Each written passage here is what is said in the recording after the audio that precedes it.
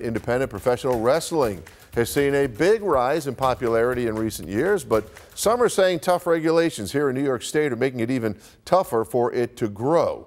Tonya Side's resident wrestling expert, Nate Benson, is looking at a new bill that could change those rules.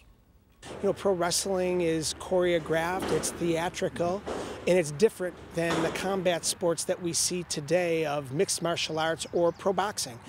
Well, I definitely knew that all along. New York State Senator Tim Kennedy has introduced a bill that is currently in committee that calls on the Athletic Commission to conduct a study which would review the need for regulations on professional wrestling. In the eyes of the commission, it's still 1977, before it was common knowledge that the finish of a pro wrestling match was predetermined. It is? According to some local promotions, the current regulations by the state have them in a pretty strong headlock. We love professional wrestling and we love to spread it with everybody.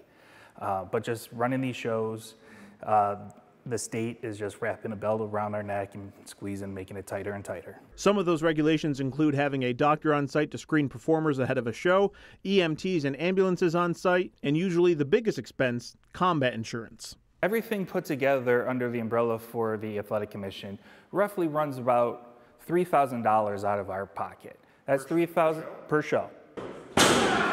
Oh, and don't forget the 3% tax on each ticket sold that the state collects on top of other local taxes. It's really expensive to run a wrestling show. Brandon Thurston is a former pro wrestler turned wrestling journalist focused on the economics of the industry. I wrestled for one company in Pennsylvania that was, they ran every month.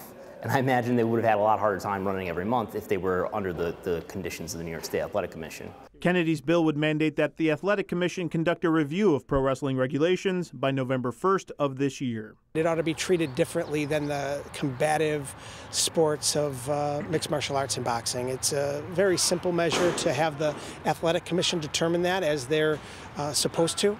If you open up professional wrestling, it's going to open up to everybody in New York State of all economic standards. That could also mean your favorite vest-wearing journalist could one day step into the squared circle. In parts unknown, Nate Benson, Channel 2 News.